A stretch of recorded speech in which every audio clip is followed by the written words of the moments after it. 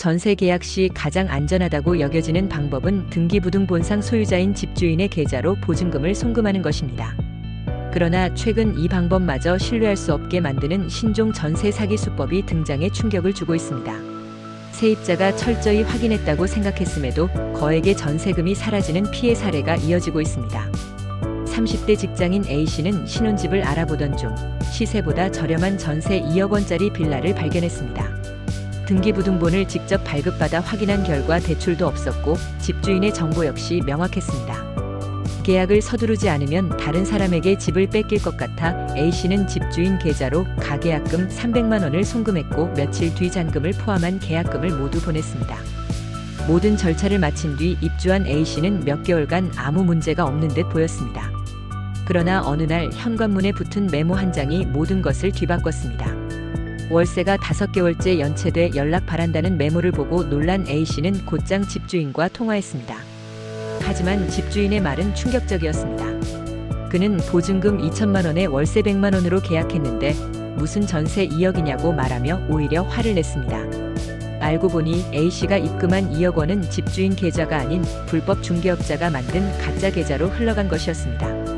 이 사기 수법은 불법 중개업자가 악의를 가지고 임차인과 1차 계약, 임대인과 2차 계약, 즉 이중계약을 하고 삼행시 통장을 개설한 뒤 세입자를 속이는 방식입니다. 삼행시 통장은 불법 중개업자가 집주인의 이름과 비슷한 비영리 단체나 사업체 이름으로 개설한 은행 계좌를 말합니다. 예를 들어 등기부상 소유자가 김태민이라면 김해 태양광 민간협회과 같은 이름으로 비영리 단체를 등록한 뒤 계좌를 개설합니다. 이렇게 개설된 계좌의 예금주 이름은 김태민처럼 표시되기 때문에 세입자가 사기라는 사실을 알아채기 어렵습니다. 실제로 비영리 단체들은 협회, 연구회, 조합 등 공익적이고 전문성이 있어 보이는 이름을 사용하는 경우가 많아 사기꾼들이 이런 명칭을 악용하기도 합니다. 특히 태양광, 민간, 협회 같은 단어들은 최근 정부 정책이나 친환경 사업과 연결되어 신뢰를 줄 수 있는 요소로 작용할 수 있습니다. 또한 불법 중개업자는 집주인이 바빠서 계약의 대리로 나섰다며 전화통화를 통해 세입자와 집주인을 연결해주는 척해 신뢰를 얻습니다. 이처럼 교묘한 사기 수법을 예방하려면 세입자는 다음 사항을 반드시 확인해야 합니다. 첫째, 계약은 가능하면 집주인 본인을 직접 만나 진행해야 합니다. 대리계약은 사기 위험이 높으므로 최대한 피하는 것이 좋습니다. 둘째, 계약 전 집주인의 신분증 진위를 정부24 홈페이지나 도로교통공단의 면허증 진위 확인 서비스를 통해 검증해야 합니다. 해당 서비스는 신분증 위조 여부를 간단히 확인할 수 있는 안전장치입니다. 셋째, 대리계약이 불가피한 경우 집주인의 위임장과 인감증명서를 요구해야 합니다. 위임장에 적힌 도장이 인감증명서 상의 도장과 일치하는지 확인하는 것이 중요합니다.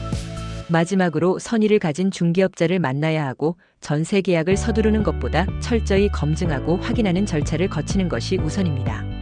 계약 과정에서 조금이라도 의심스러운 점이 있다면 전문가의 도움을 받거나 계약을 중단하는 결단이 필요합니다. 신종 사기 수법으로부터 소중한 재산을 지키기 위해 각별히 주의해야 합니다. 지금까지 하우스존 부동산 신문이었습니다. 지속적으로 부동산 뉴스와 매물을 동시에 받아보시려면 구독과 좋아요 부탁드립니다. 감사합니다.